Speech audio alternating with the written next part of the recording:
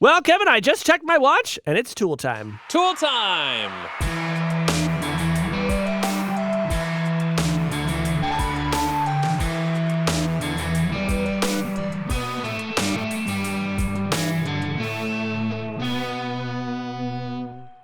Tool time, of course, is our segment where we run down the latest AI and other software products we've been using to improve our lives at work and at home. And this week, we've got 3 different products that we both started using in recent weeks. And as we so often do when we discuss AI tools on the show, we like to begin with a couple of disclosures. Yes. Now, I wouldn't call your boyfriend a tool, but that's on you. Well, wow, did I come close to saying something I'd regret. But here's something you should know. Speaking of my boyfriend, Kevin, he does work at Anthropic. Yeah, your Manthropic works in Anthropic. That's right. Also, I recently learned that people at Anthropic are starting to call him Manthropic around the office because of our podcast. And I would just like to say to those Anthropic employees, cut it out. Be nice. Leave the boyfriend alone. Yes. He's very sweet. He's very sweet. Now, do you have a disclosure, Kevin? Oh, the New York Times is suing OpenAI and Microsoft for copyright infringement, of course. All right. Well, now that those disclosures are through, Kevin, let's get to the first tool we want to talk about today, and that one goes by the name O3. Yes, so O3 is OpenAI's newly available model. It became available through ChatGPT last week, and it made a big splash. People were sort of very excited by some of its new capabilities. Tyler Cowen, the economist, said that he thought that O3 was AGI, that essentially it was as smart as we could expect AGI to be. Lots of people disagree with that. People have been sort of finding things that it's not all that good at compared to past systems. But Casey, give us the rundown of O3 and then tell me how you are using this thing. Sure. So O3, as you say, is OpenAI's latest and perhaps most powerful model. It is what they call a reasoning model. So it gives a little bit of extra time after you enter your query so that it can do a bunch of cool tricks. And most interestingly, Kevin, it is the first reasoning model to be able to combine every tool available to ChatGPT within one. So you enter a query, and before it gives you the answer, it can search the web. It can analyze your uploaded files. It can analyze data with Python. It can do reasoning on visual input. So like if you upload a couple of images as well, and it can generate images. So you know how right now we live in this nightmare world where you have to go to a drop-down menu and choose which of the 16 models you should use to do whatever your thing is. O3 is a step towards saying, hey, forget about that. Just tell us what you want to do, and we will give you the best possible answer. It is the Omni model, yes. Yeah. And is this available to all ChatGPT users, or do you have to pay for it? You got to pay for it, and the more you pay OpenAI, the more queries you will get per week. But I imagine that before too long, this sort of thing is going to come down to the free tier, at least for, a handful of queries a week. Yeah, so there are all kinds of benchmarks out there, and people will talk about, O3 did this much better on this benchmark than this previous model. But I want your sort of vibe-based evaluation of O3, Casey. What does this thing do for you, and why is it better than other systems you've tried? Yeah, well, the fact that it can do web searches and document analysis before it gives you an answer just does mean that you can perform some super helpful tasks more quickly than you could if you were maybe doing those in separate steps. So, for example, when these 115-page rulings come out of the Google antitrust trial, my first step is to upload it into O3, and then I can just chat with the document. So, for example, maybe I'm trying to understand, why does the government think that this is the case? And O3 will just go pull out the quotes. Now, you may be wondering, do I then go back and make sure that those quotes are real and were not hallucinated by O3? Yes, I absolutely do. But so far, I have not found a case of it making up a fake citation. I will continue to check its work. But that has been super helpful to me, Kevin. I've also just been using it for business ideation. So I have a couple of things I'm thinking about doing with Platformer, and I basically one Saturday morning just kind of sat down and said, hey, here's what I'm thinking about. How might you go about this? And it just And what did it tell me, you about starting an OnlyFans? Yeah, that's right. Who's ready to see these feet? The thing is, it's actually really good at this, right? And, my favorite way to use these AI models tends to be stuff where I'm not asking it for critical life or death information that I then have to worry it is hallucinated. It is instead to say, hey, get me the first 10 or 20% of the way through a project. And so as I think about doing these more creative tasks, I found that O3 is a really smart partner. It does have good ideas. Of course, it has terrible ideas as well. But sometimes what you need to get unstuck on a project is for somebody to give you a terrible idea and you think, oh, no, that sucks. But it does actually spark something for how I could do it better. So that's kind of how I've been using O3 so far. And I would say I've been a pretty happy customer. Yeah, so I've been playing around with it too, and I've been using O3 sometimes for interior design. I used it to help pick out a rug for my office this week at my house. I used it to help me figure out what was going on with a car seat that was broken. One of the most fun uses I've seen for O3 is people basically using it to play Geogesser. Have you seen this? I have seen this. So Geogesser is this game where you basically are given a photo and you have to kind of guess where in the world it was taken using various visual clues and, landmarks and vegetation. And there are these people who are super good at this and do this competitively. There's this guy Rainbolt who is the king of Geogesser.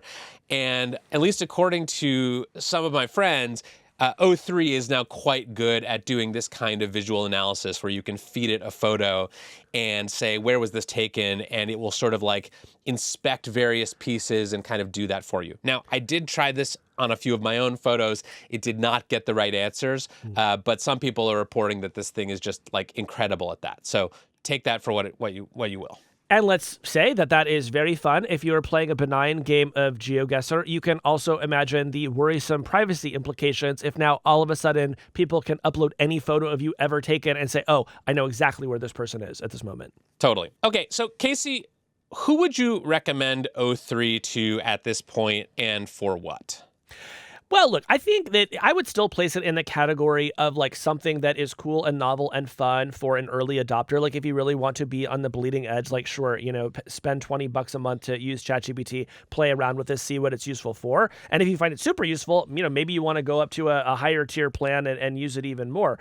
If you're just a student or somebody who's casually dabbling with this stuff, I don't think there's anything about O3 that means you need to go out and upgrade immediately. But I think for folks like us who are very interested in the state of the art, this was a moment where both of us said, aha, okay, we can see the frontier moving up quickly here. Yeah.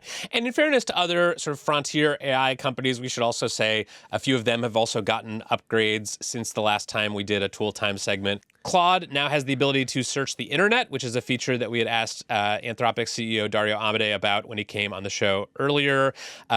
Gemini is also, people are very excited about the new model that is inside Gemini. Gemini 2.5 is the newest version. All these models are just kind of taking big steps up as a result of these new reasoning functions. Yeah, I would agree with that. Okay, next tool. Casey, you want to talk about something called Tana. Now, what is Tana?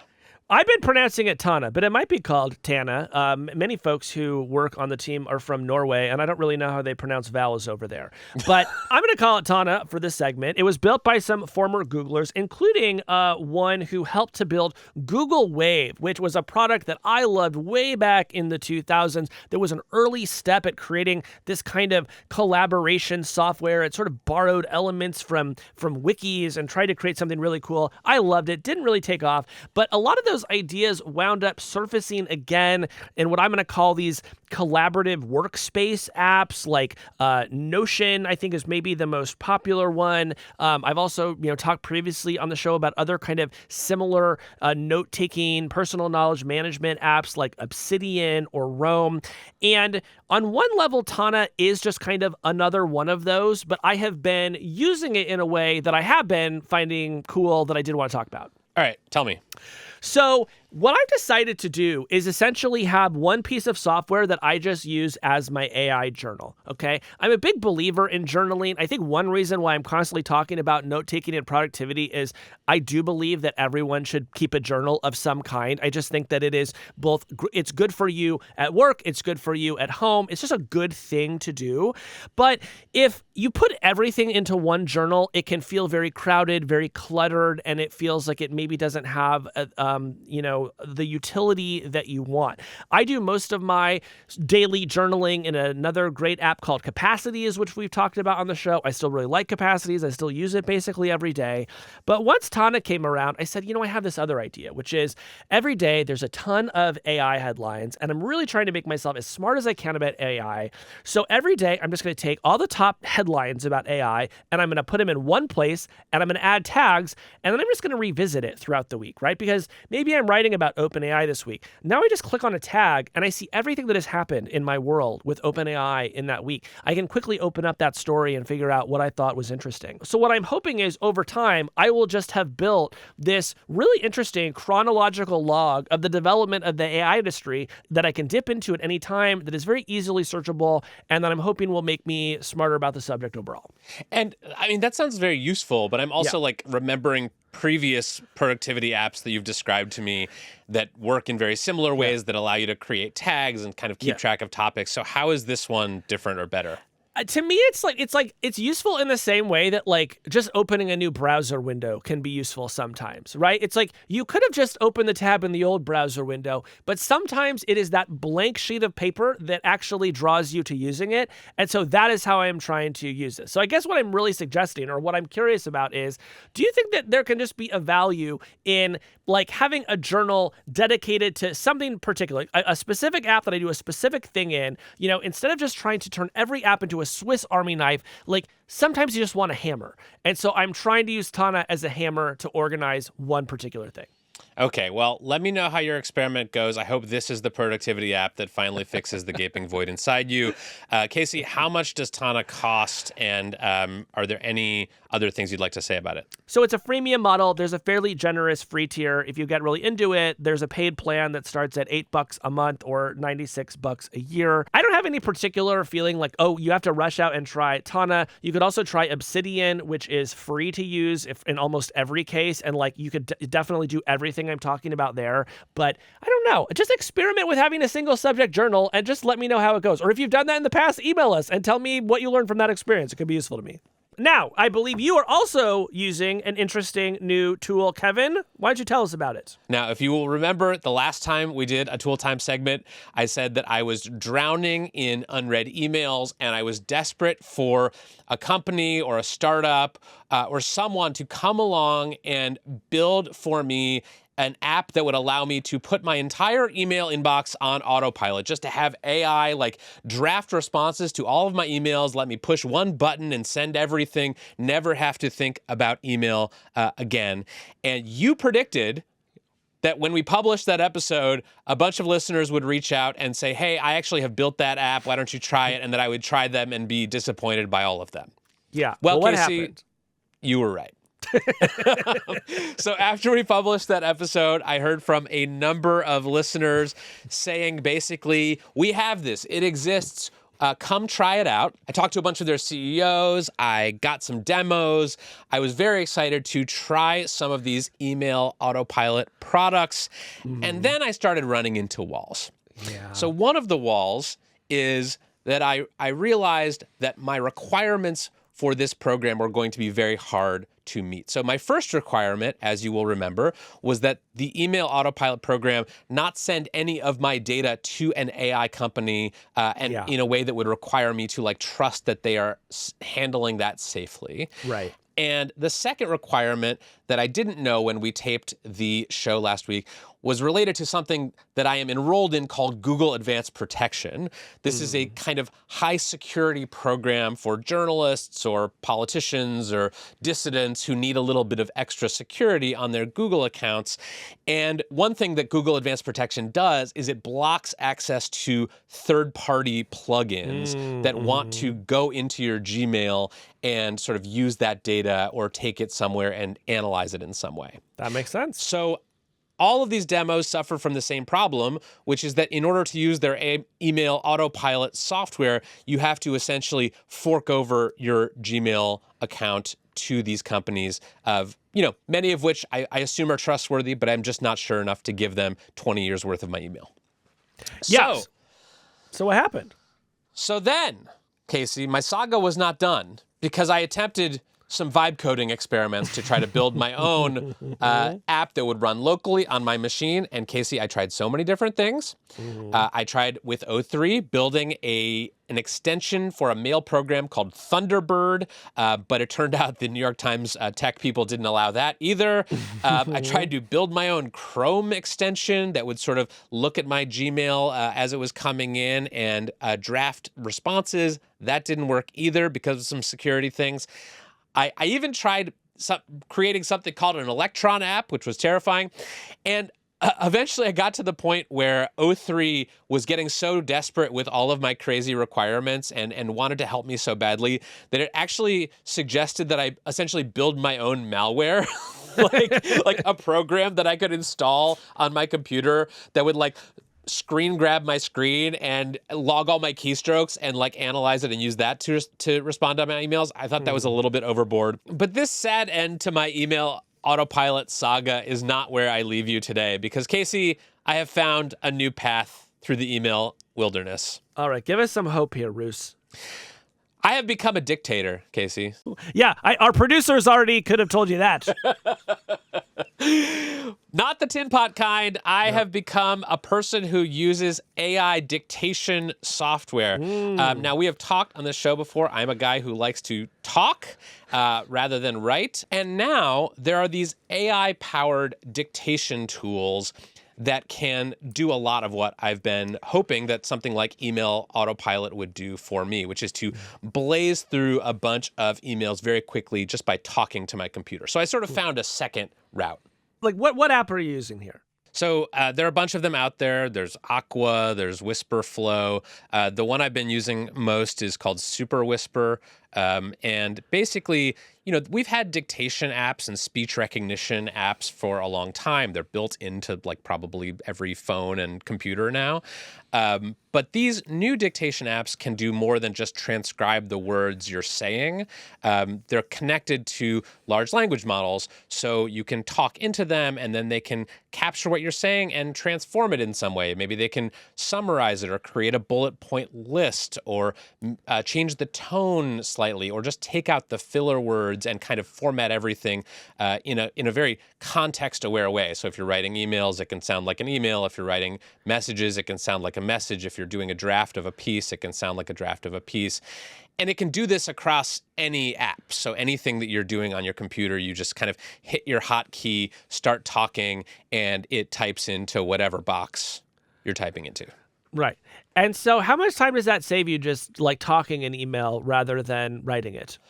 I've found it's saving me probably 50% of my email time, just being able to talk. I talk faster than I type. I think a lot of people do. I mean, I'm sure you've seen people going around dictating text messages and they always have to say tell Tom I'm going to the grocery store, period. Does he want cookies? ?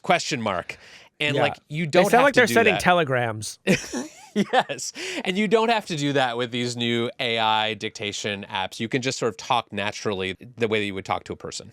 Interesting. I have to say, I do not like sitting alone in a room talking to myself. I feel self-conscious about it. It also feels like I'm using more energy than maybe I would when I'm just, sort of running my little fingers over the keyboard. So, I guess it doesn't surprise me that you love to talk to yourself, but I just don't think it would work for me in quite the same way. I've got big, muttering energy. Is that what you're trying to say? So that is my tool of the week. I like these AI dictation apps, and if you are a person who likes to talk, try one out. All right. Well, those are a few tools for your consideration. And, listeners, if you've been using any cool tools recently you want us to tell us about, maybe even get our take on, email us. We're always looking for fun new things to try. Hey, that's the end of this clip. If you liked what you saw, head on over to our page and subscribe, and you can get the full podcast. We do a show like this almost every week on tech and the future. Head on over there now and subscribe.